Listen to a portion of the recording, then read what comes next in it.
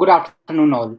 This is Gundeep from People Matters, and we are back with an exciting session of our webcast in partnership with C2C Organizational Development on the topic Selecting the Right Coach. Coaching is an important tool today in individual development plans or in organizational development. In the present environment, in which coaches are abundantly available, what things are to be taken into an account when choosing an executive coach? C2C organizational development and OD organization has certain pointers that help us to identify what we need to do to hire a coach. In this webcast, we help you find the answers to the following. What challenges do you face when hiring a coach? What do you look for when hiring a coach? What should you actually be looking for? And how can you identify those factors when you interact with the coach? I take the pleasure to invite and introduce the speakers for this webcast today. We have with us Jyoti Das, organizational OD solutions consultant, C2C organizational development. Jyoti has close to 2 decades of work experience in the management consulting industries. She has skills in training needs analysis, learning management, instruction design, executive coaching, and facilitation. Welcome, Jyoti. Glad to have you with us today. Thank you, Gundi. We also have with us Shalil Nalakat, Associate Director, C2C Organizational Development. Shalil has around 26 years of experience in various domains in various industries.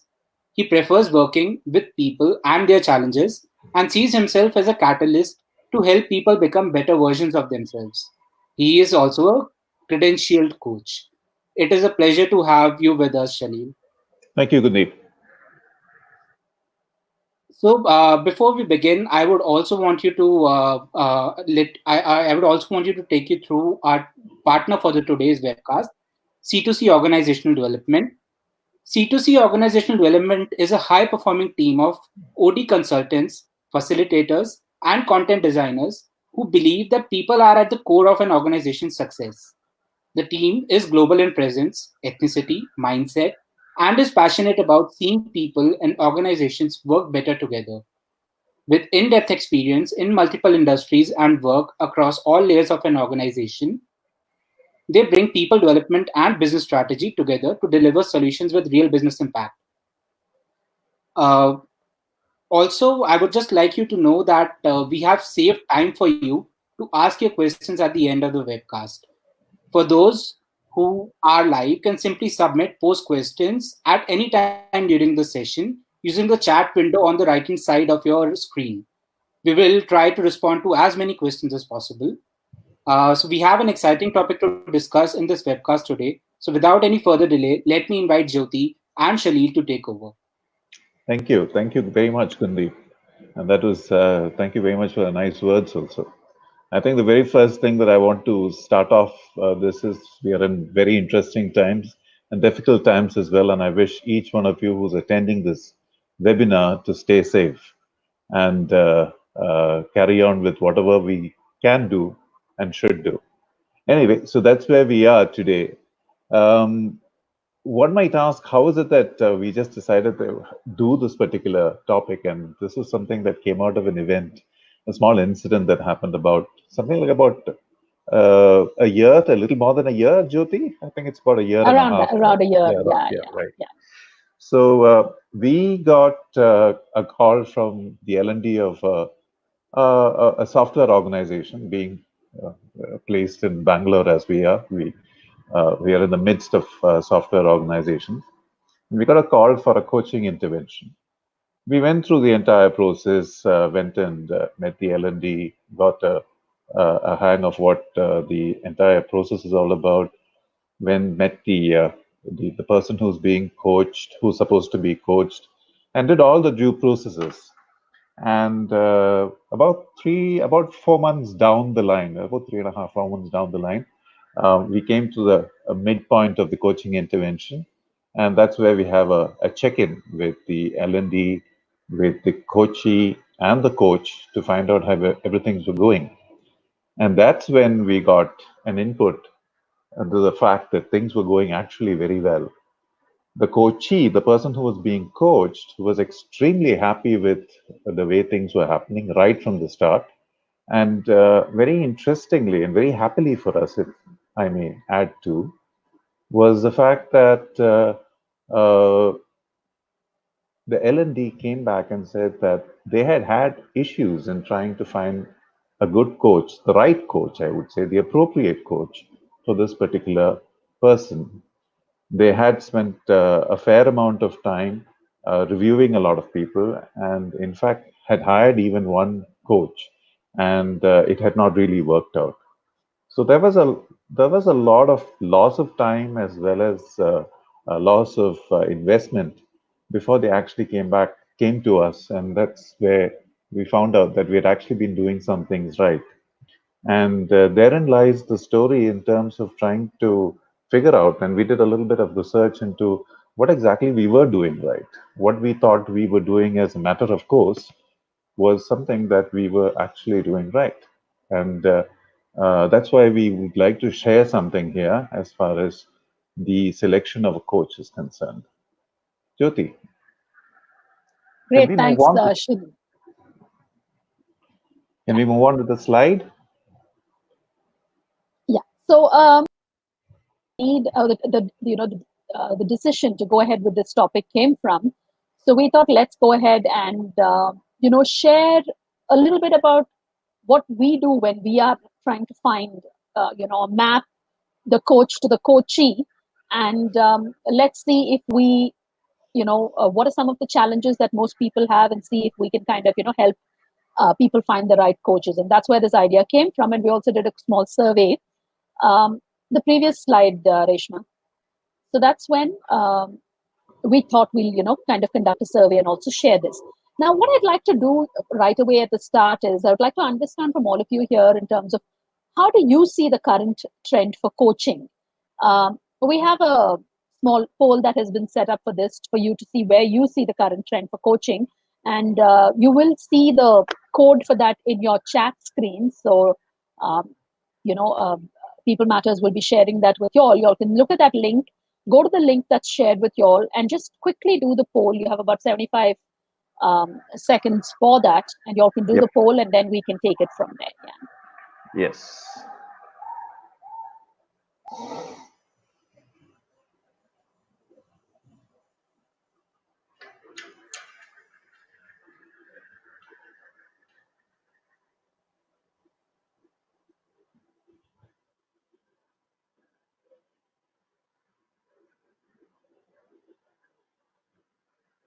Shalil, do we see people taking the poll?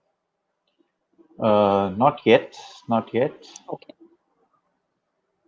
Yes, there's some things coming up, and the results will be coming up in a bit.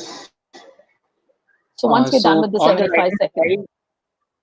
on the right hand side of your chat window, you will see chat box there. The link is posted there for your rep. Click on the link and lodge the answers to the poll question. Okay. So can you see the results of the poll? Shalil, I think we'll have to wait for a bit. I think people are still taking on. All right. Yeah.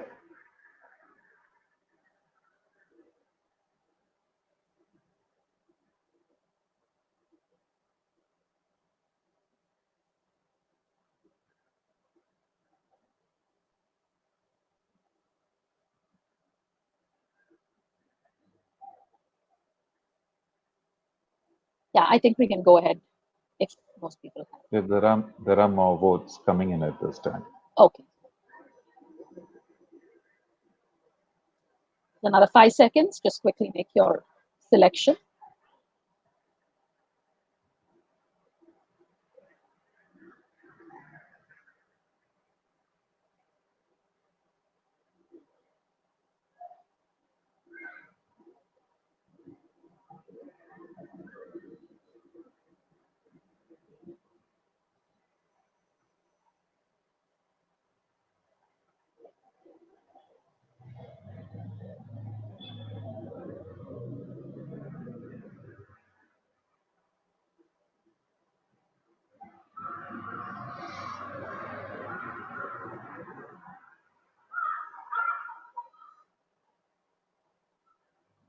I think we can stop the polling and share the I results think now. we can hear. I think we can safely stop.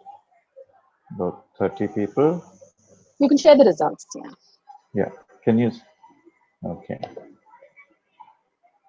Just a second. And the results are coming up now. So can you see the polls, the results of the poll?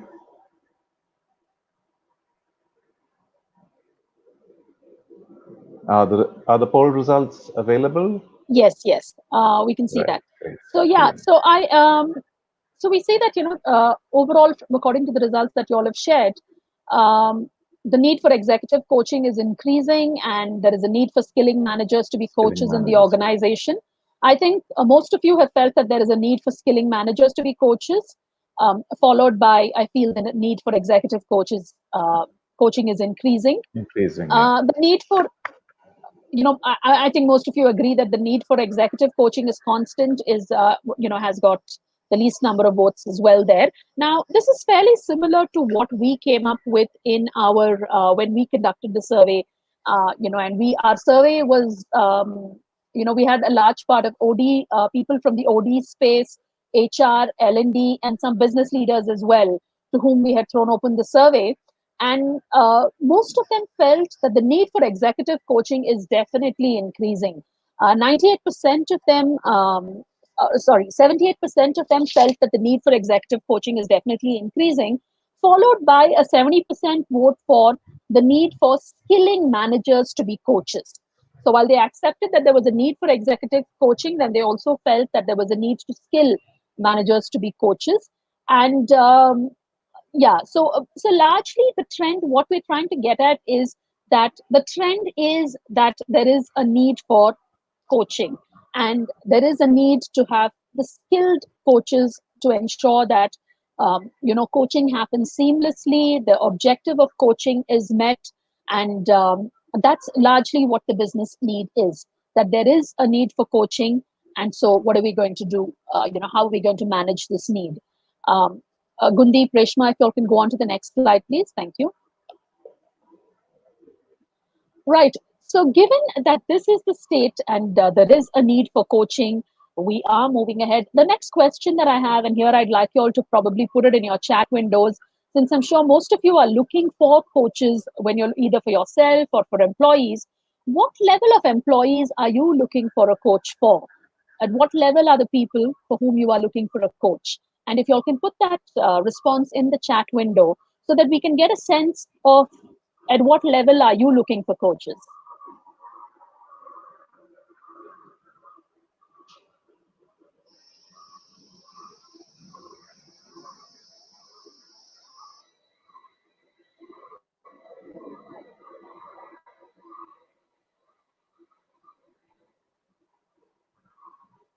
So if you seem to be having a little bit of a confusion in terms of answering this question, some of the levels would be like mid-manager, mid to senior levels, C-suite, senior management. You could use some of these terms. It could even be, there are organizations also where we've seen it could be first-time managers. So it's a matter of what you find comfortable with yourself. So So, please go ahead in terms of answering. What are the yeah, and levels of employees you're looking for a coach?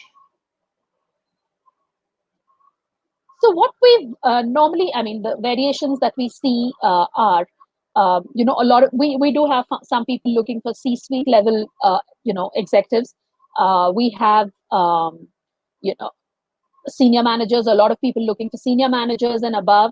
Nidhi Saxena has also shared that here we have a lot of mid-level managers. Most people are usually looking for senior management. And if, Reshma, if you just move on to the next slide, we'll be able to share what our survey results also showed here.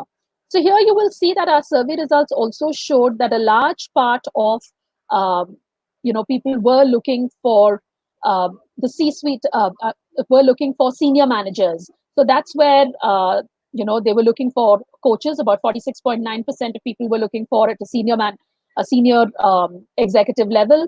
The mid-level executives followed next with AVPs, managers, etc. And then we had about the C-suite, uh, and then next in terms of looking for at that level. But largely what it threw up, and from what most of you are sharing here as well, what we see is that when you're looking for a coach, you're looking for it at a senior level.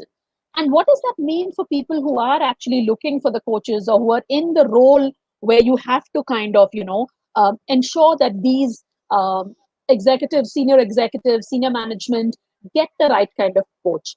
The stakes are very high when you are actually looking for a coach. You have to these people, and usually the time frame that you have towards what they need to do, etc., is also very limited, and therefore it is very, very critical that you find uh, the right coach, because you don't want to lose out on time. Usually there is a clear objective, a clear goal as to what they're trying to do sometimes when you're trying to coach them towards something. And when you don't find the right coach, it means that you have a lot to lose there. Given that the stakes are very high in the engagement when you are looking for a coach, that is where this need, like we shared earlier, came up in terms of saying, so why this program? I mean, so why, what do you need to look for when you're looking for a coach? And that's why we thought we'd have this quick, a quick chat to share what we have come up Absolutely, with. Jyoti. And yes, Absolutely. Shalil, go ahead. Yeah. Yeah, so what is also interesting here that is that about a little more than 50% of all the requirements for coaches are for senior people. But I also find we very surprisingly and very hearteningly, even though that's a minority, but it's a significant minority, about little more than 20% of coaching is required for mid-levels. So we have assistant vice presidents, managers, and so on and so forth. So what does that mean for us is that people are actually seeing coaching as a tool that can be taken across.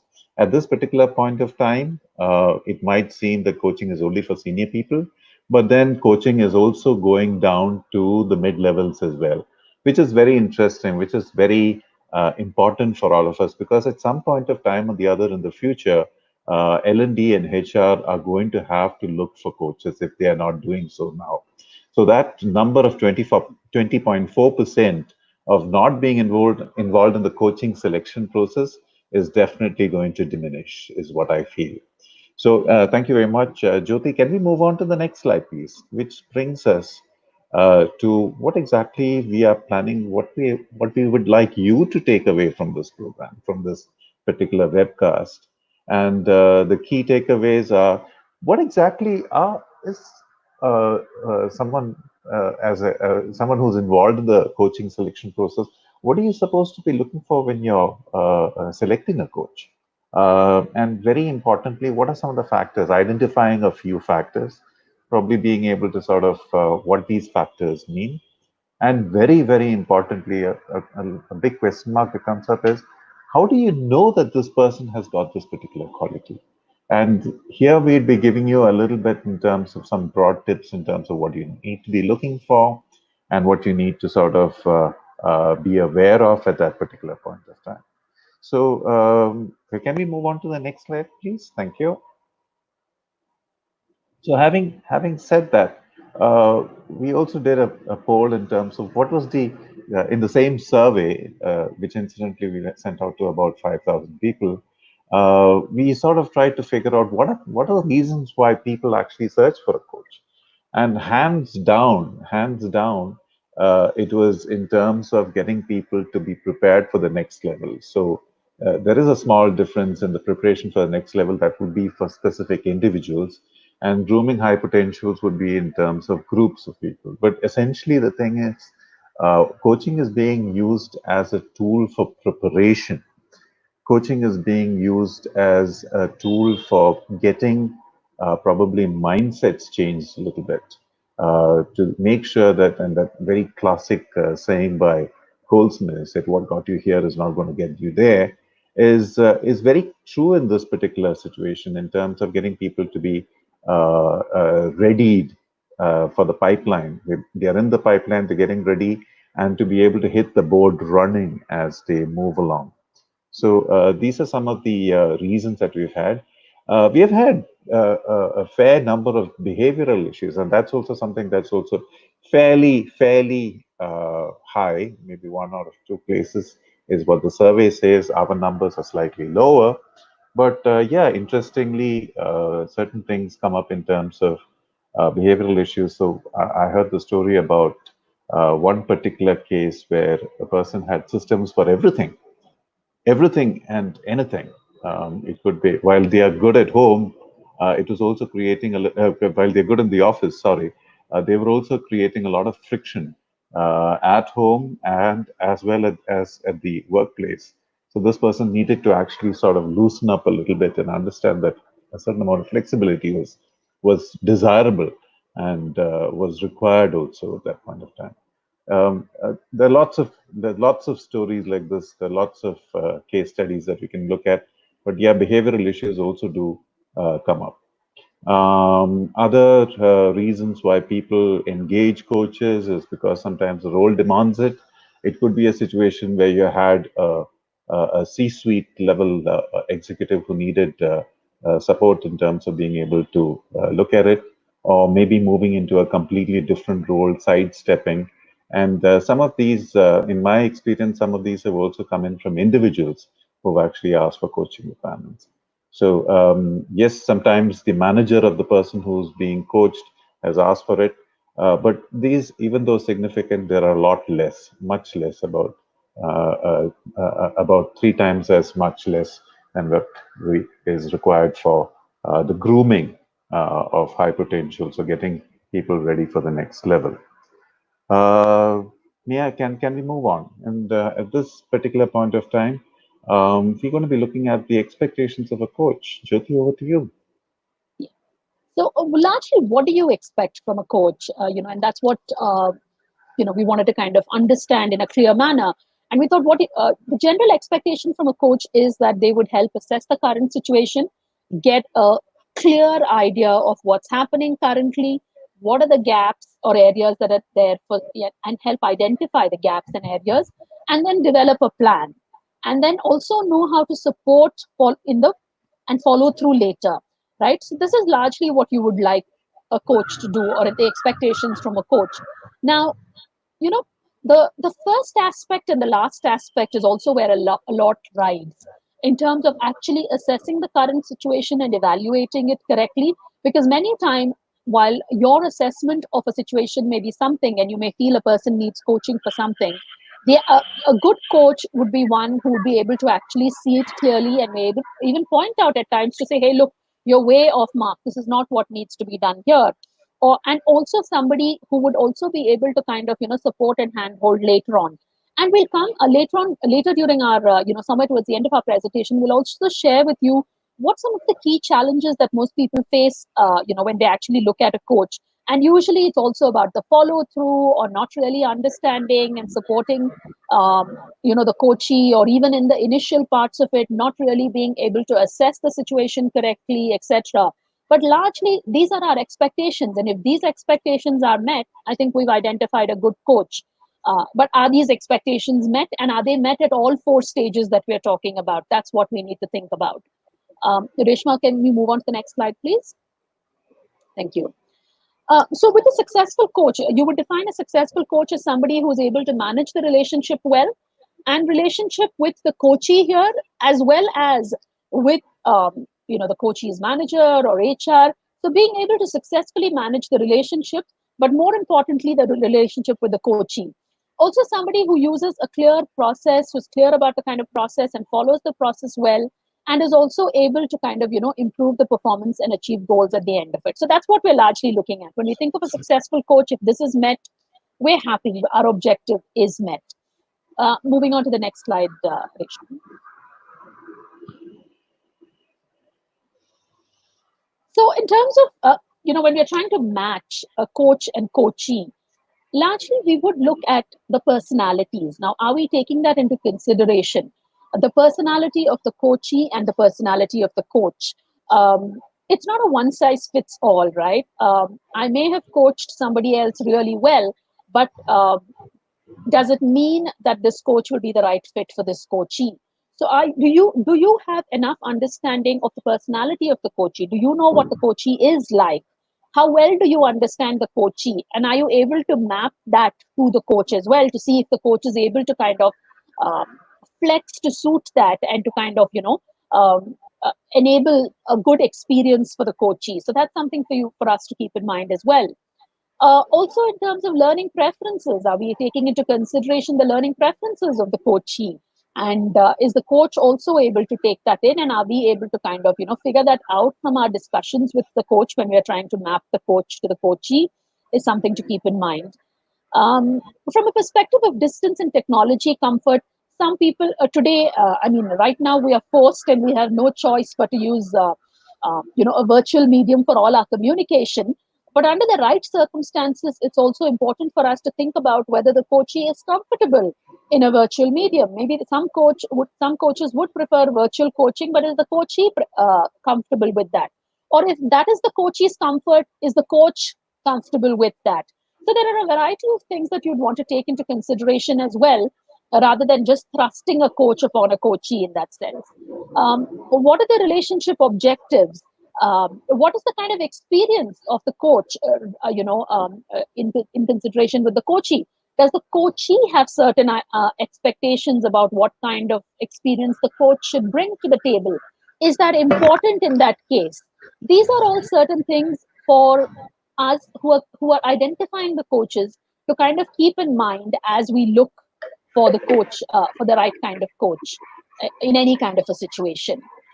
Reshma, can we now move on? Right. So, which also sort of brings us in terms of what are you looking for in a coach? But before I actually get into it, but what is just going through what are some of the things, the key factors as far as a coachee for a coach and a coachee is concerned, is that if you need to know what you're going to look for in a coach, you need to know your coachee very well. And this is something that sometimes we have found a few HR, a few L&D have been lacking a little bit. Have you been able to connect with your coachee? Have you actually got an opportunity to interact with the person who's going to get coached? What are his needs? What are his concerns? What is he strong at? What have her achievements been so far? These are some of the things that probably one needs to be able to look at. And having done that mapping, then it becomes a lot easier for you to sort of identify these things. These are probably the broad factors that you need to be looking for. And which brings us now to our second poll. And in just a little bit, we will be having the poll key coming up on your chat box. And here it is in terms of what are you looking for a coach? What are you looking for in a coach? Okay. And this poll is going to be open to you in a The bit. poll is up already, Shalil. Great. The poll is up. Yeah. Brilliant. So the poll is up and we shall be seeing it in a little bit. So please go ahead. You've got another 75 seconds. And incidentally, thank you very much, people, for your very lively engagement. I can see that there have been a lot of answers that came up into the chat box. Thank you. And let's hope it continues.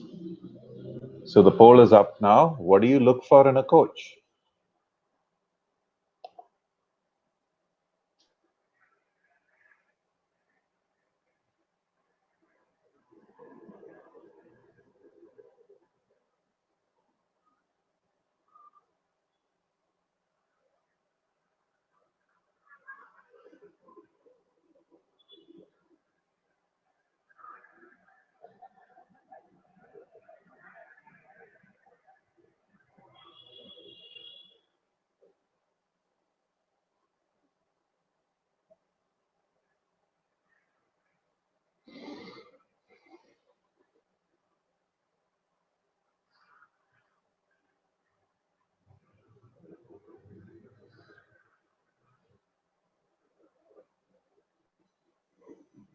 Yes, people, the poll is open. Shalil, can you start sharing the I will. results maybe, and we can In see that just as a well. bit. Yeah. Yes, it's coming in.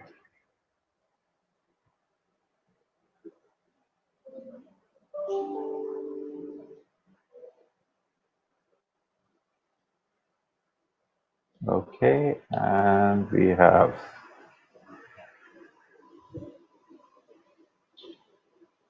Okay, so in the last poll, we had about 45 votes coming in. So I think we should be having at least in the range of about 35 plus. I'm just taking into consideration the possibility of a few people having dropped out in between. But yeah, we'll just wait for the others to come in. Yeah, this is interesting. I'm looking at the results.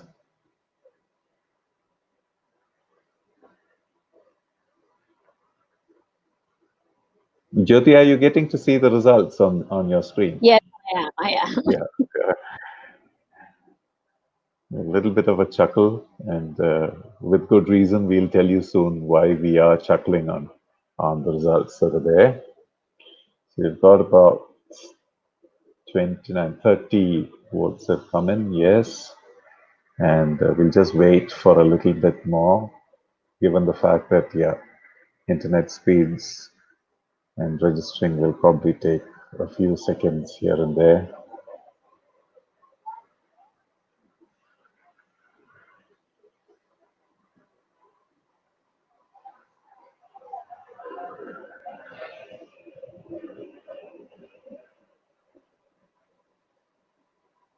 The results are interesting. Do we have any more voting to happen? We've got, yeah, okay, a few more votes coming in now.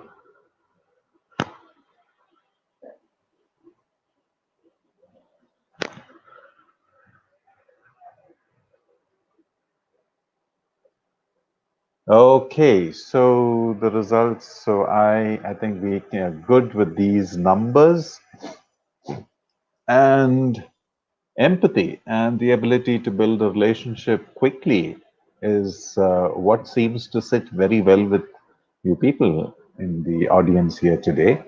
And coaching experience comes a second, not very far behind, and with a little less gap, effective communication. Now, interestingly, our survey results also showed up something that was similar. And the only difference was that effective communication and empathy were almost neck and neck. They're about 77% and 76% in that round of in the survey that we had put out, and followed by coaching experience in terms of diverse coaching experience is something that people were looking for. And sorry about that. And the next one was in terms of the ability to follow through. This was another factor that also came up, and these were the four. So let me just repeat it for your benefit as far as the survey results concerned. Effective communication and empathy were the top two, and there was hardly anything to sort of to differentiate between the top two. Coaching experience came third, a little way behind, and follow through was fourth. So these were the top four, and of course we're just focusing on the top three if we could do that. And here we have seen empathy, coaching experience, effective communication. Surprisingly, follow through doesn't seem to be very important, but that sort of a difference is okay. So let's get back to our program. And so thank you very much. Can we move on to the next slide? So what exactly are you looking for when you actually sort of in the process of selecting a coach? And here is exactly your checklist, and we'll go through that in a little bit of detail. So what about communication? Now, communication is, and Jyoti, you can butt in here and jump in whenever you Sure. feel like it. If there's something that I seem to have missed out. So, communication is not just the ability to be able to be articulate, but is also the ability to listen effectively. The ability to be able to listen to things that are not being said as well, to be able to ask questions, to ask deep probing questions. This is what communication is as far as a coach is concerned. Now, very importantly, of course, a coach is expected to speak not more than about 15 to 20% of the time that he's engaging with his client. But and therein lies the nub of the importance of listening and asking the deep questions. Now, no coach is going to be successful, however brilliant or excellent or star rated he or she is, unless they have this connect, the ability to connect with someone. So, in a lot of situations, the chemistry meeting that happens in the beginning is a good test between the coachee and the coach to be able to sort of figure out whether they're the right one for each other. I've also seen good coaches stepping back from a particular coaching intervention when they actually feel that they are not the right coach for that particular coachee. They say that the learning styles will be different, the temperament is different. I would find it difficult to sort of adjust myself. Therefore, I do feel that it is important for me to step out. I would think that the emotional component here that we're talking about is the ability to be able to understand, be aware of oneself, and very importantly, the ability to be able to read the coachee very quickly. And to be able to do that, a coach needs to have complete centeredness around himself or herself and being able to say, yes, this is the person I would like to work with, or with a lot of confidence to be able to say no. But more importantly, it is the holding of the relationship, which we did mention a little while back, with the coachee, primarily very, very important. Also, in terms of being able to hold a relationship with the rest of the stakeholders as well. When it comes to closure and commitment, there is no point in going in for a coaching intervention unless there is action being followed, unless there's good action planning. The coach, in very rare instances, should be able to step in and sort of give the mild suggestion, or probably even give a little bit of a nudge in the right direction. But having said that, the important thing is to make sure that whatever actions that the coachee has committed to needs to be followed through and closed, and to be able to help them to see things from all perspectives, to be able to look at the problem from different angles, and to be able to identify roadblocks and a lot of things that are there in the atmosphere or the environment of the coachee that actually helps them to achieve what they would like to achieve. And a lot of this ability comes from the diversity of experience, the experience that comes from dealing with different types of people, the experience that comes to dealing with different levels of coaches, different organizations, different abilities, and sometimes is also is invaluable in being able to handle difficult coaches. This is where we are. Jyoti, anything from your side that you'd like to add in terms of Yeah, this? just while all of this is critical, it's also important that you learn how to identify this in that short 10-minute 15-minute whatever meeting that you have with a coach, right? So in terms of how do you identify whether this person is communicating well, or is are they a good listener? Yeah, I think a large part of it is, are you able to pick up on the fact that is this person asking for more information about the coachee? Are they asking what kind of questions are they asking? Are they more interested in, or are they just listening to what you have to say about the coachee, and are they just okay with that? And when you are asking about, maybe when they're sharing their experiences, is it more from a perspective of what happened and what the coachee achieved, or is it more from a perspective of I did this and I did this and I helped the coach do this, the coachee do this, etc.? So all of those are giveaways for you in terms of whether they the EQ, what kind of whether this person will be able to kind of handle the emotional component part of it. How committed are they? Are they able to kind of speak about how they've closed out on their other coaching assignments? How are they good with follow through? Are they able to share examples uh, on all of those elements? And are they able to share that? Because it's not okay to just say that, I've coached X, Y, and Z, and therefore I have a diverse experience, or I've coached a person from this company and that company. But are they able to also talk a bit more in detail on that? And are you able, and those are your clues. those are your cues, and that's what you would need to pick up on when you are actually trying to evaluate in that 10-minute, 15 minutes with that person as to whether this person is would fit in well for my requirement, and whether this person will actually ensure that the coachee gets what they need, and from an organization perspective as well, we get what we need. And those are the things that we need to look for, where most of us know that the coaches need to have good communication, etc. But are you able to pick that up in the few minutes that you have with them, in terms of, are they asking the right questions, the diversity of experience in terms of the kind of people, in terms of level of people that they have changed, worked with, industries that they have worked with, etc. And how do they kind of share that with you in those few minutes that you have with them? So that's critical as well.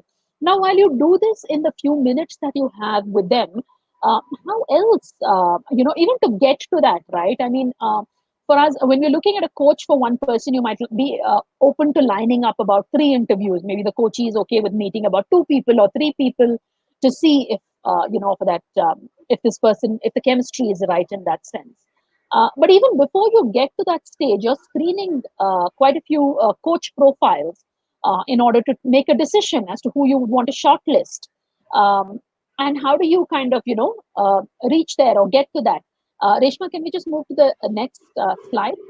And this is where we feel that, while you are actually screening profiles, while you're not able to kind of figure out whether communication and all of that, or whether the EQ component of it, that doesn't come through in their profile. But from the profile aspect, yes, credentials, while we don't, we're not giving a lot of credit to importance to it later on, but at this stage, this is where you want to see whether they at least have coaching credentials. And here again, it's not just about whether they have higher credentials, lower credentials, but are they at least, have they gone through some kind of a coach training, or is it just somebody who's just saying, I can coach too? So, what kind of credentials do they come with?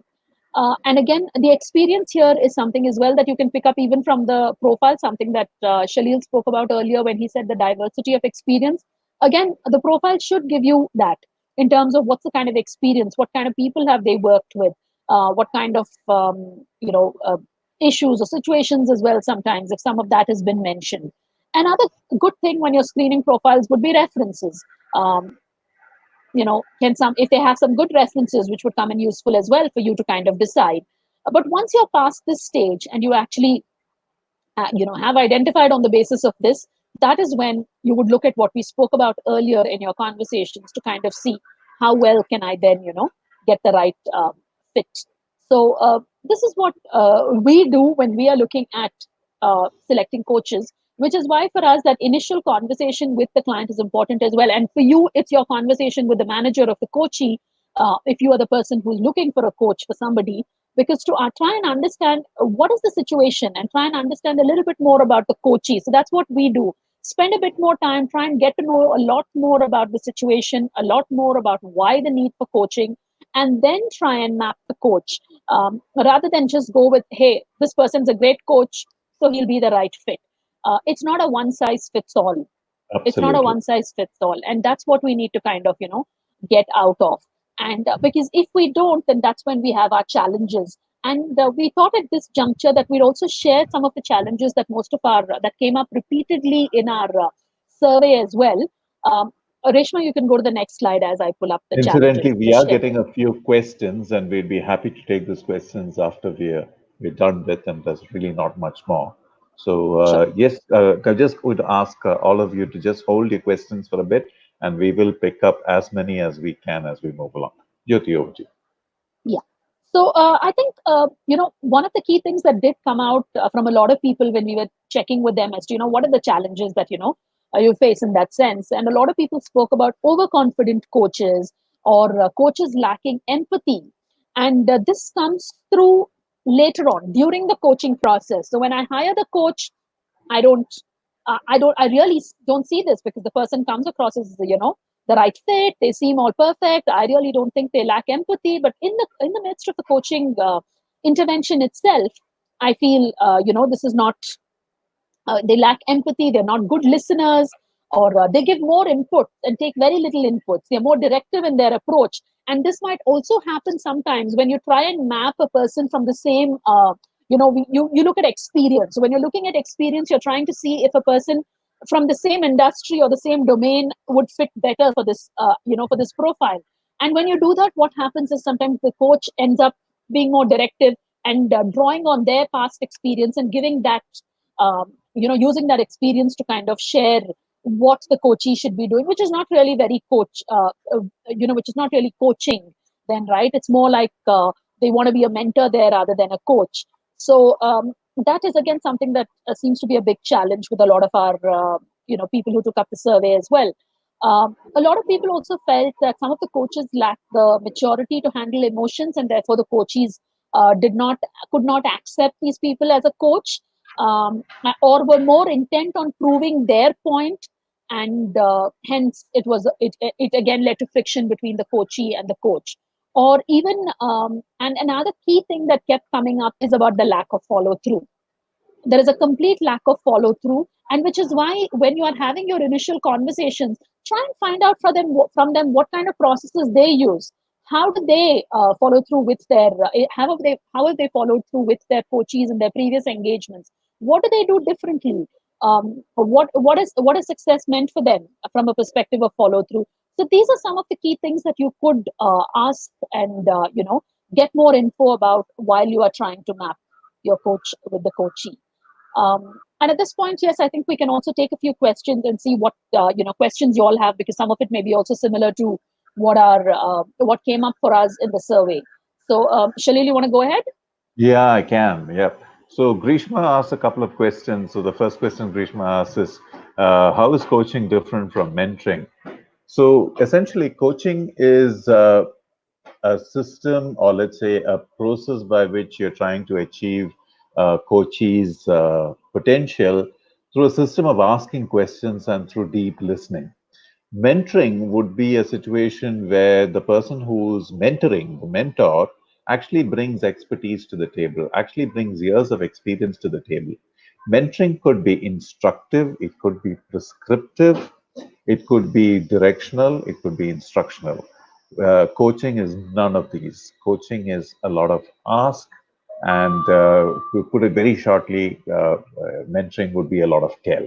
So this is what the difference between mentoring and coaching would be. So, and where does coaching work well? Coaching works well with people who have a very high level of maturity, who can actually face up to a lot of challenging questions. Mentoring would be good for people who are a lot less lower down in the pecking order. A lot of people who come into organizations within about 2 or 3 years, they would make good subjects for mentoring. They are the people who need to learn a lot, who need to learn the practical aspects of being in an organization, the ways of working, the vows, and all of those things is something that can be imparted through mentoring. So that's thank you, Deepak, for your remarks saying that follow through is important. Now, how to ensure that coach is able to achieve the objective of his assignment? Well, I think part of that has been answered by Jyoti in just what she said just right now. Rather than sort of see whether it's been assigned or not, has achieved his assignment or not, is number one is of course to make sure that you have a check-in with the coachee at regular points of time to find out what's happening. I think the expectations also need to be set very clearly at the beginning, especially if the organization is going to be paying for the coaching intervention. You need to sort of set the expectations in terms of this is what the organization expects, and make it very clear and say that these are some of the things where we would like to see movement on. This is the areas where we would like to see something in terms of what should I say, some change, some positive change needs to be seen, and we need to be able to hear people saying this and this. Now, having said that, it might be a good idea to do a before and after. So a 360, while very elaborate, can also be a time-consuming affair, is also a good tool to have. The other way that one could look at it is in terms of making sure that the coach has also got interviews happening with a few people around, and after the coaching intervention is over, to find out if there is some movement. Let me sort of hasten to tell you here that you shouldn't expect magic to happen even when the coaching intervention is going on. But at the same time, one needs to know that, yeah, there is a certain movement, there is some change happening. And as one progresses, as time progresses, you'll be actually be able to map certain changes that have happened. And that's the time that you might actually understand that the coaching intervention has worked. Sometimes it might be a historical thing, it might be a historical perspective that you get, but at least it is a perspective that you can do with or without having, or it's better than not having no perspective at all. At the same time, it's a good idea to have regular check-ins with the coachee to understand and make sure what's happening. And for this, we also sort of, we as an organization make sure that we have check-ins with the organization, with the stakeholders, as well as with the L&D or HR, whoever's sort of been our point of contact. So just want to add Uh, here, Shalil. yeah, go ahead. So also important from this perspective that sometimes the organization or the person who reaches out for the coaching engagement may have a particular objective, but when the coach actually interacts with the coachee's expectations may be very different, and the coachee's perspective is very different. So if your coach doesn't bring that to your notice immediately and highlights it, and then you decide, because you cannot go with what if the coachee has a very different perspective, the coach cannot try and go with what the organization wants. It won't work. So then it's important, like Shalil said, that all three sit in the room: the coach, coachee, as well as the person who's requested for coaching or the manager, and we then try and arrive at what will be the objective and work towards that. Because if that hasn't happened as well, then the chances of this whole coaching engagement derailing could happen as well. So it's important that a good coach would be somebody who can do that and who can have that conversation. Okay, thank you, Jyoti. So Grishma has got a second question in terms of whom to approach so that one can be a coach within the organization or look outside the organization, or will it be cross generation? What are your thoughts about intern or management trainee being a coach to senior management? Okay, there are lots of many questions, multiple questions. I'm getting a little confused here. So I'll start with the last question in terms of intern or management trainee being a coach to senior management might not be a great idea. I'm not saying that you do not have very mature management trainees who do enter the system, who do come in, but getting them to do a little bit of coaching at a certain point of time for senior management might not really might not be a great idea. Um, a coach needs to have a certain amount of experience, while at the same time not saying that there is a need for domain experience. A certain maturity that comes with age, a certain maturity that comes with the experience of having gone through. Having said that, have I not met coaches who are young, who are relatively young and who have done very well for themselves? Oh yes, I have. I definitely have. Have I met coaches who seem to be quite on the senior side, tending to be senior citizens, but they've not really achieved? That is also true. Age is not exactly the factor. I think it is in terms of the diversity of the experience, the diversity of the sort of people whom they interact with, the ability to be able to sort of very quickly pick up the dynamics that are happening there, and the ability to ask questions deeply, to listen for what is not actually being said. I think these are some of the things that are more important than age itself. But having said that, when you do grow older and when you do grow more experienced, I think those abilities actually start getting sharpened as you move along. I can safely say for myself that I would never have asked some of the questions that I asked today, particularly after my coach training. I may not have asked these questions about 20 or 25 years ago when I just started my career. That's a fact, and I know that my perspectives have changed, my attitudes have changed a little bit, my mindset has changed, and this I would attribute at least in part to the experience that I've got, the diversity that I've got. That's where we are. I would just like to add here. Yes, Jyoti, Um, definitely. so while I agree with everything that Shalil has said, I would just want you to look at one more thing. What is it that you want them to coach about? Hmm. What are they being coached for, Point. right? So it depends on that context as well. So that is where sometimes maybe a younger intern or a management trainee could still be a coach.